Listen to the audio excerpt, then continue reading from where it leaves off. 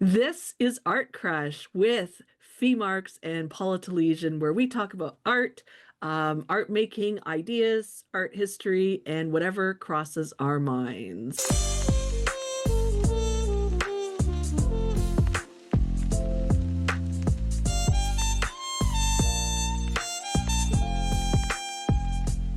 And this is like a bonus one because we suddenly realised we hadn't done a really important discussion that we'd had a couple of months back.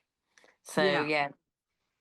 Deconstructing ideas about art. What is art versus craft? Colonial ideas, feminine art, misogyny in the art world. We're covering the heavy stuff in this Yeah. episode. So get your seatbelt on, get buckled up, and get ready for the ride. Yeah. And whether you agree with us or not, hopefully this provides some food for thought.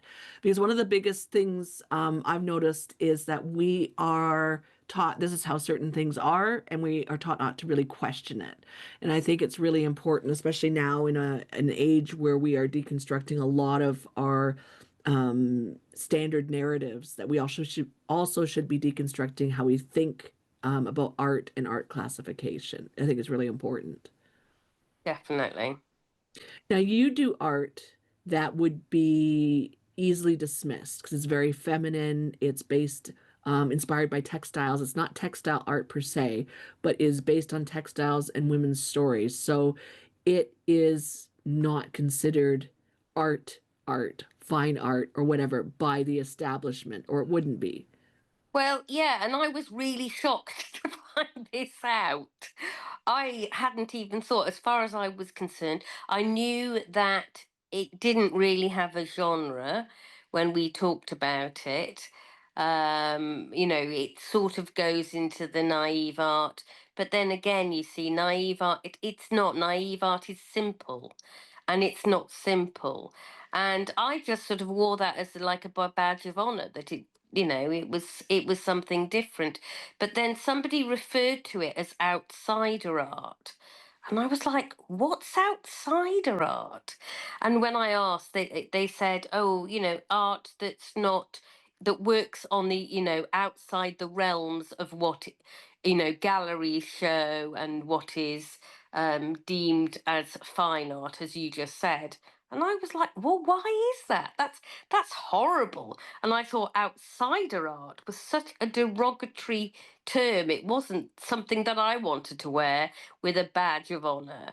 And then that opened up the idea of, that actually art from other cultures is often seen as that, which is again, so we're back to that Victorian white patriarchy, the people who put the Oxford Dictionary together and said, this is a real word, this is not a real word, also sat around and went, well, this is art, and this is outside art, this is not art. Yeah. Yeah, and humans love to classify things, but when we look at the classifications, you're right, they're very, very much based on a white male British perspective that this is what we accept. Oil paintings on stretch canvas, absolutely, especially if they're representational, absolutely art. Chef's kiss, worth millions, whatever. And then you sort of go down the lines because medium also matters just as much as subject matter, just as much as who painted or made the art. So I'm talking about paintings in particular right now, just my area. So we look at oil paintings on stretch canvas are superior to acrylic paintings on stretch canvas. And artwork on paper is inferior, even though it may be just as beautiful. Watercolor on paper, gouache on paper, not quite that sort of top tier art. And I think as well, because of if you go back to sort of the 19th century, and even now when you go to museums and you see these pieces that are deemed art, they are huge. They Yeah. are absolutely massive. Well, the reason that they're so massive wasn't just to impress, but it was because they were painted to be in huge, massive houses of aristocrats. They were the people who were buying these huge art. even now, as we've talked in a previous podcast about people buying original art, it still isn't something that is seen as essential to everyday life. It is still it still smacks a bit of elitism. We're getting there slowly, but it is a very big uphill battle. But of course, now when you go to a museum and you see these a huge stag or a huge beautiful woman by the pre-Raphaelite, it is like wow, because you wouldn't have that in your house because your houses are too small. But it is still impressive, but it is of its time. Mm. Yeah, but we're still carrying the judgments from it. You know, if we think about craft, for example, so art, purpose-built art. So whether it's somebody making mugs out of clay or sewing tapestries or whatever, these are art pieces that are also designed to serve a purpose and be functional. Functional, I think, is actually better than purpose-built. Um, they are not seen as fine art unless they're overly decorated and essentially not used but still functional, which is challenging I because it's Yeah, art. and I think it's really interesting because one of those people who bypassed that, but I'm not sure she knew she was going to, is Clarice Cliff. Clarice Cliff um, created her pottery or painted her pottery and wanted it to be for everyday people. Instead of having these beautiful Wedgwood sets and that cost a fortune that only very rich people, she wanted everybody to have um, available nice utensils. But in fact, her work has become so iconic, and now original Clarice Cliff in good condition in the antique market makes a huge amount of money. It's completely ironic, but like she wasn't regarded as an artist in her time. Mm. Yeah, that makes sense. I mean, she had the double whammy of being a woman and making something functional. So that sort of, negated her status as an artist. But I think we need to take this stuff apart because when I talk to artists online, I look at their pieces and stuff, they all want to differentiate between art and craft and art and artisan. I hate the word artisan. I think it's a Oh, don't even get me started on the yeah. word artisan. Yeah, Artisan markets. yeah, no, we're artist markets. That's it. Bang, done. Because people are afraid to assume the title of artist as though it's something that is only for a very few who create a certain kind of work. Um, and I think that art needs to be more inclusive, that when we categorize things, it diminishes the works as a whole, that there's only certain things that are acceptable and certain kinds are acceptable. I've worked with tapestry artists who work with fabric and create beautiful scenes and everything. They struggle to have their work recognized as valuable, much less as art. So Yeah, it's no, that's definitely true. Which was the reason, which again we mentioned in a previous podcast, why I took textiles as my inspiration for my decoration, because it has been seen as being done by women in the home, so therefore not even being regarded as art form until later dates. It was just part of everyday housewifery or whatever you want to call it. And yet the work is so beautiful. As you say, like you look at patchwork, quilting, and the amazing things that women have made in the past. And they just haven't been recognised. But also there is a little bit about, as I could say, going back to the historical side, that it was seen at some point. Perhaps there were female artists, there were women doing things. It actually had a higher status until the Victorians came along and said, no, anything a woman does is not important anymore. So we do have to bear that in mind. I don't think it was like easy to be a female artist pre 19th century, but it became much, much worse. And then you've got the problem that women had, that they weren't allowed to do life drawing. They were only allowed to paint botanical flowers and still life. They weren't allowed to do life drawings. Yeah, the delicate sensitivities of women couldn't be offended, like, Exactly. yeah. So there were limitations not only on what women could create, but also where they could show and whether their work could even be sold. There's all sorts of issues. And then we look at too, when you look at representational art of women, we see the male gaze, even in pieces painted by women, because it's normalized that women are held up as on pedestals as objects to be admired or lusted after or whatever. And we rarely see women portrayed in art just existing, being, unself-consciously themselves. One of the reasons why I like your paintings so much is like this podcast series is almost like a Fee Marks love fest here. But I love your paintings so much because the Please, women no, stop. the women aren't they're not posing, they're not being sexual in any way, they're just existing as women in the moment that you've captured them, whether they're looking back at the viewer or looking away, or whether they're going through a period. Like I'm looking up at Morgan Le Fay, that piece you did a few years ago, and she's not really looking at the viewer, she's looking at something over the viewer, past the viewer. Yeah, But she's not standing around going, does this dress make me look fat? She's on her way to do a thing, right? Like it's that moment that you capture of women. And I think as artists and as female artists, we have to be very mindful of all of what we've taken in as to not only what's valuable and what kind of art we should be making, but also how we portray our own gender in the pieces, regardless of the abs- medium we use. Yeah. absolutely. And I think that is important. And I mean, there's a whole book there about how women have been used in art, be it as a model, but be it, that actually just as a subject matter. That's another whole area.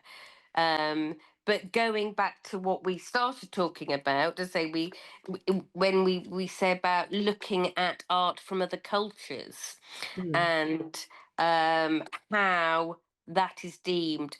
I think that we are aware that in the countries where this art is made, it has been increased in value, hugely. There are huge collectors of it. But in the Western world, it still doesn't have the provenance of still that white male Victorian view of what high quality art is. Yeah. Yeah, I've seen description words of non-Western art as being primitive or tribal or quaint. All of these words are derogatory. Didn't you just paint somebody a female artist who went off back to her own country and became very famous, or am I thinking of the wrong person? You just painted someone. She was in France or whatever for a bit.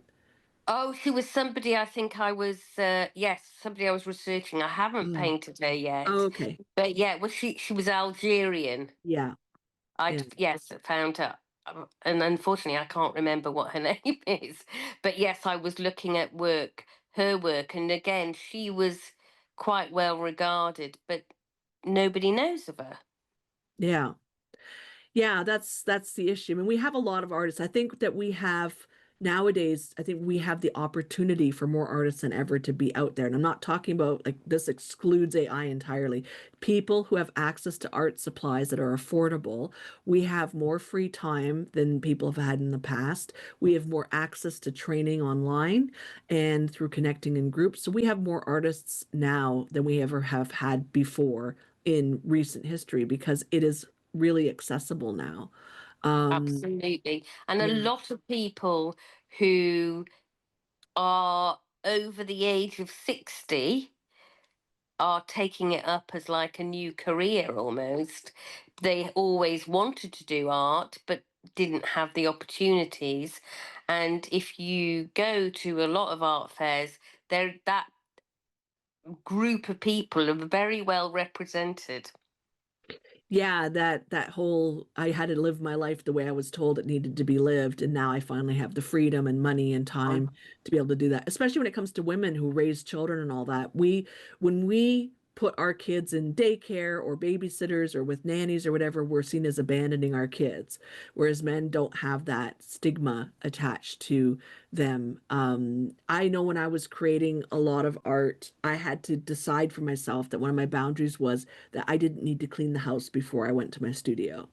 I've battled with that a lot because it was this sort of I have to earn my time in the studio by, doing the work in the household ahead of time. But you can never, like, that work never ends. You can clean it and the kid comes by with, a handful of dirt and there you go. That's the end of that. Absolutely, Yeah. absolutely. And yeah, it's not important. It's your space, and art is work. Yeah. That's how I look at it. It is my priority. That is what I focus on. It is not a side hustle. It is not something I just do for my own benefit. And that's how. But I still feel that I, just like you, that you have to justify it. That you have to say, okay, my house is a mess because I work in this space and I'm an artist, Yeah. and it's like you shouldn't have to. No, you shouldn't have to. So for artists who are making the non-traditional, non-fine art kind of thing, and they're busy deconstructing themselves, we know the audiences aren't doing that work, or they aren't doing it in a way that also includes the art world. How do they show up? Because I mean, you've been doing this for several years now, showing up and putting your art in front of people. How do you talk about your art? How do you educate your audience to accept it as legitimate art? Well, very commonly, if I am doing a face-to-face show, one of the comments I hear probably most of anything is like, "Wow, that's different." Which of course means absolutely nothing. So I often jump on that and go, yes, it is. I'm really proud that it's different, and start then telling the stories. And once I start, I say it is representing women, it is telling stories, it is very political in the way these women's voices have been silenced. And then they just go, oh. So it is quite interesting, but I think going back to it's about risk taking about what you want on your walls as well, which goes back to something else we discussed. Um, I think once I get that explanation out, people are very like, oh, that's so interesting. Da, da, da, da, da, da. But whether they want that hanging on their walls is debatable. Now, I know, obviously, this is why we have so many different genres of art and different, there's enough space for all artists because people have different likes, dislikes. But still, and not that if pet portraits were sold for £500 a piece, they would be the richest artists in our country at the moment, Mm, because people love a pet portrait. Unfortunately, they are not charged very much for them. The artists that do that, I've heard that they do them for free. I've met artists who just do them for free, or they're charging £50, £30, and but suddenly, so it's like, yes, it's accessible, but it is also, we're looking at pictures of dogs and cats in particular, who in a very, still in that very photographic way, people want them to look like their pet. It could be photorealism, and they're then regarded as, they're such good artists. Look yeah, at this. Look at this picture of my dog. My cousin did this. It's so amazing. And yeah, it's like, it's about art is about challenging yourself. And sometimes you look at something and you don't know why you're drawn to it. And if you then question it and go, oh, it's because this, and this, And I think there was something that I said to you which I'd completely forgotten about. The first piece of original art I ever bought was an Aboriginal piece of art back in, must have been about 1995. And I was living in Australia and I wanted a piece of Aboriginal art. I went to Alice Springs, but I was determined that I got a female artist, which is Mm. really interesting that I did that way back then. We're going back 30 years, and I was like, but I want it by a female artist. But it still was really, really difficult because I remember going around Alice Springs and wanting it to be ethical because all the galleries there tended to be run by white Australians. Mm. And you had to really dig. You were like, well, have you just gone and bought all this Aboriginal artwork? You've paid a pittance for it, and now you're trying to get more. And there's that sort of abuse of Indigenous people and their work. And I remember being aware of that even back in 1995. But, people are now more like, oh, well, it's a bargain. I got this, cost me next to nothing. And you're like, well, that's wrong. Yeah. Yeah, it's not saving money when you're exploiting somebody who's already vulnerable and just trying to make a living. So yeah. I really, really hope that in Australia now there are far more galleries being run by the Indigenous population. I really, really do. I don't know. I haven't been back recently. Perhaps somebody could tell me. Yeah. Yeah, exactly. I think it's important as people go through their journeys of deconstructing, art and learning to look at art, that being accepting challenge and challenging what's acceptable is really critical. But we as artists have to be the ones that start this conversation. It's not going to be started Yeah. by people who are looking for something nice to put over their couch. Um, it's not going to be started by somebody who doesn't want or doesn't realize they should be challenged. They want something easy, which is why representational art is so easy to sell. It's easy to make. There's no questioning. There's no, wondering what the artist is trying to say. There it is, a mountain and a sky kind of thing. And so we need to do our part as artists to help our audience, the ones who are ready, deconstruct what they think of art and what they should be doing to look at art and consuming art. So yeah, this is a first start. This conversation is like barely the beginning, the first start of thinking about. Oh my gosh, Yeah, absolutely. I mean, I think we could even do a whole series about it because it's so important. And it's going back to as an artist when as you always say, Paula, finding out the why, but also like this why needs to go into like, why am I drawn to this picture? Why? What is it trying to communicate? It's not just an image.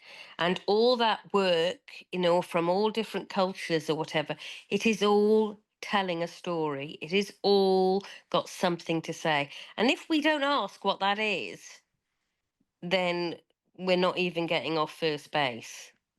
yeah, and we've failed the artist because the audience is just as much a part of the artist, the art as the artist is, right? Our consumption of it, our understanding of it, our exploration of it is important. Otherwise, what's the point, right? Most artists, not all, because there's always exceptions, but most artists don't make art with the intention of hiding it, right? We usually have something to say with it. We usually want to have that connection with somebody and have them enjoy it, even if we're not present for it, or have them consume it, even if we're not present for it.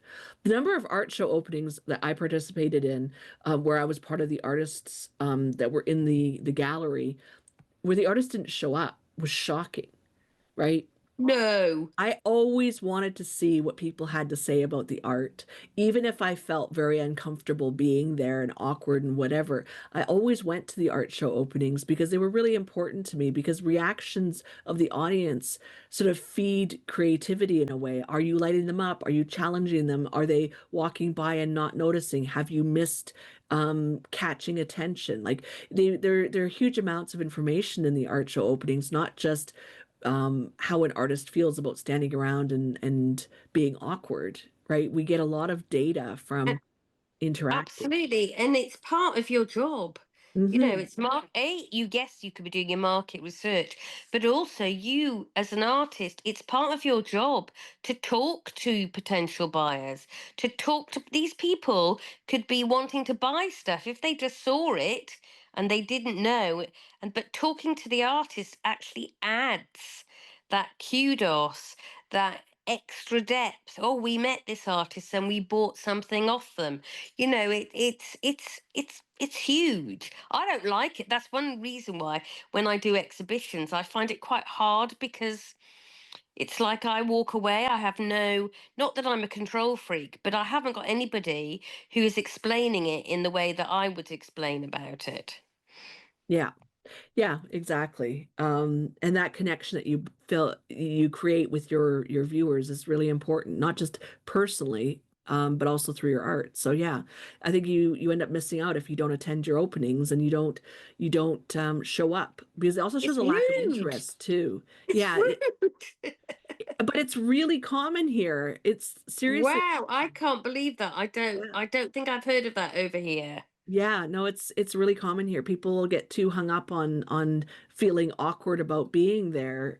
Get over yourself and get over there and show up and be proud of your work that's in the show.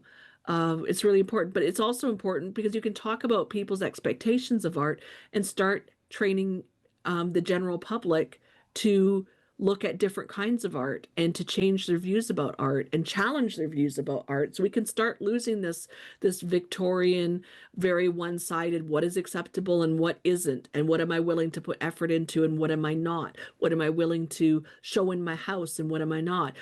I'd like to challenge houses in general. Maybe we should stop with the neutral palette and make my house saleable and actually live in it. Maybe you should have a 6 foot tall stuffed a fake stuffed giraffe in the corner. And maybe you should have a kitchen full of gnomes. I hate gnomes, but maybe that works for you. Yeah, Maybe your cupboard should be absolutely. purple. Like go live in your houses and turn them into art and dress yourself in a way that isn't Instagram ready and be kooky about it and whatever.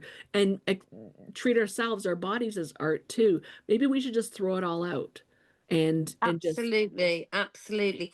And to be, you know, and that's the thing. I mean, there is that drive to be yourself, but again, it's by a very small minority.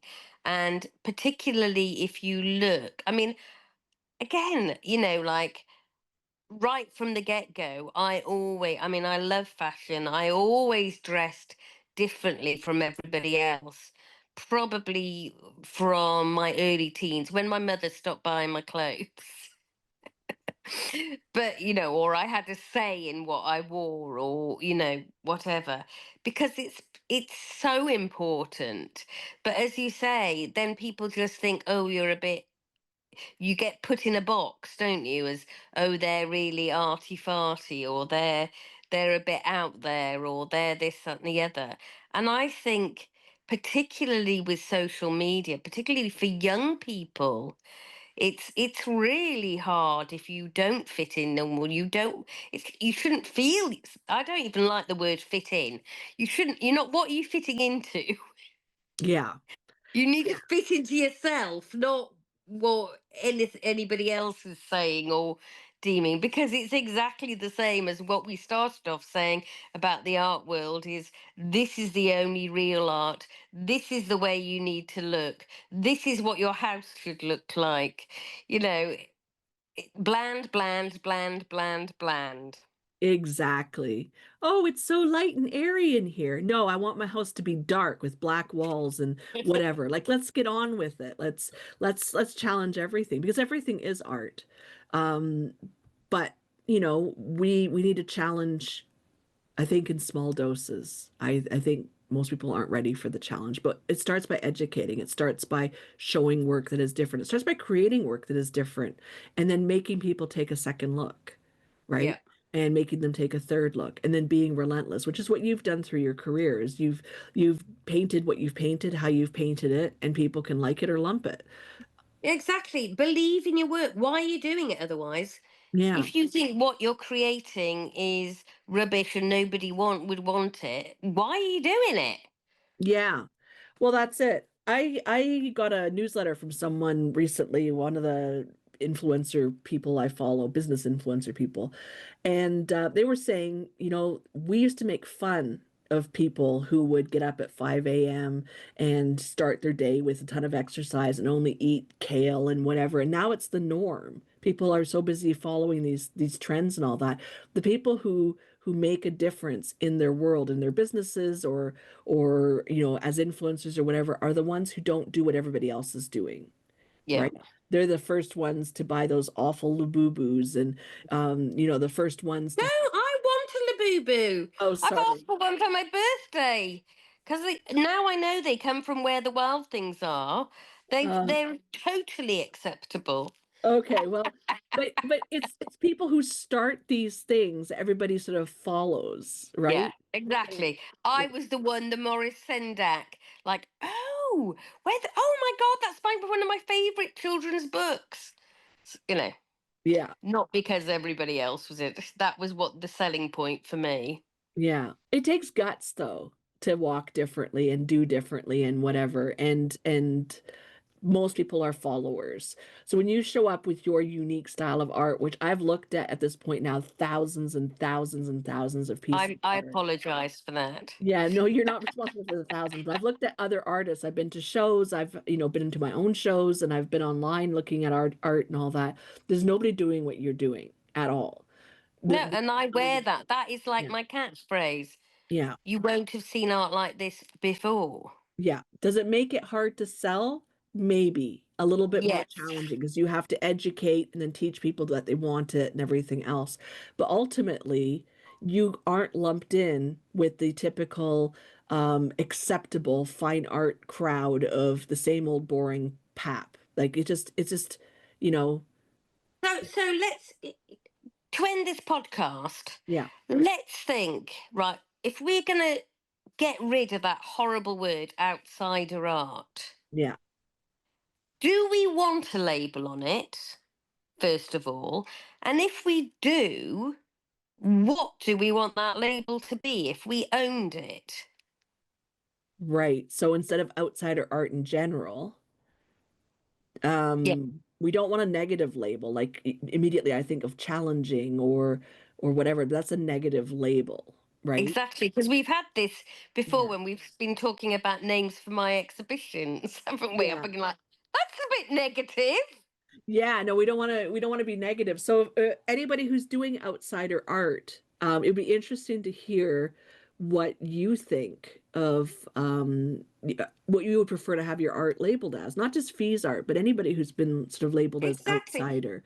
Or does anybody has because as I said, for me that was a shock. I'd never heard that expression, and I Mm. was like, "What? What do you mean?" Now, are there any artists out there who embrace that or call it that themselves? Or is it just a label that people who don't make it give? Yeah, I don't know. I've only known one other person who did outsider art, and he liked calling it outsider art, but he liked also his position as being outside of the mainstream. It was part of his personality. He was ended up being reprehensible, so I mean, not a good representation at all. But yeah, it's a tough one. Like I like Mm. classifying my art. My art currently is very surrealistic. I like wearing that badge. I'm a surrealist artist. Yeah, Um, exactly. And a lot of people do embrace that. yeah, Whereas I created my art and then it was like, well, I'm not sure what category it fits. yeah, Does because it's that not matter? folk art, it's not naive art, it's not, No. it's representational, but to slap on a label, like we can't call it fauvism or impressionism or whatever, because it's not. Illustrative, maybe, but I don't. Again, illustrative, yeah, but it's all on canvas. Yeah, so it's not Illustrative illustration art per will be in se. books, and Yeah, I'm yeah, not illustrating somebody's story, yeah. that's previously written. I'm Maybe we just telling the need to story as name the well. style. But I am curious. So wherever this podcast is, if you can comment, I'm curious about what people would call their own art if it's not considered mainstream. How would you classify it in order to describe it to somebody for the first time? So that's an interesting thing. And how would you do so in a way that didn't reinforce the current acceptable forms of art that we are trying to deconstruct and decolonize so that all forms of art become acceptable and have equal weight rather than the hierarchical structure that we currently have right now, especially in 2D art.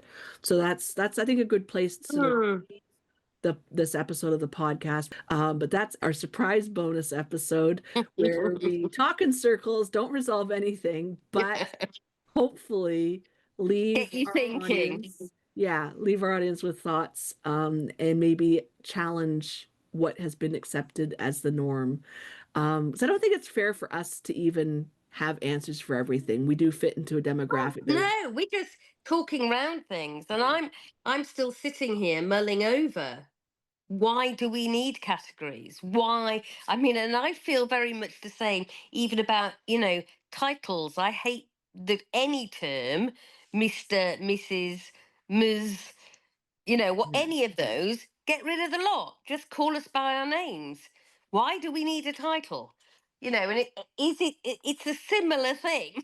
Right, but scientifically, we've also categorized things as well. We have all sorts of ways of breaking down flora and fauna into categories. We have ways of breaking down time periods and historically as well. Like But humans as love, humans, we've evolved that. yeah, but that's I think because our brains like to be efficient, right? If you really put Maybe my brain isn't as efficient. your brain is super creative. But let's wind up this episode for Art Crush. And I have been talking with artist Fee Marks, who makes incredibly unique arts, makes incredibly unique art. You can find her artwork at feemarks-art.co.uk so you can take a look and let her know what category her art should be called. Take a look at a lot of the paintings and all that. There's a lot of really good stuff there.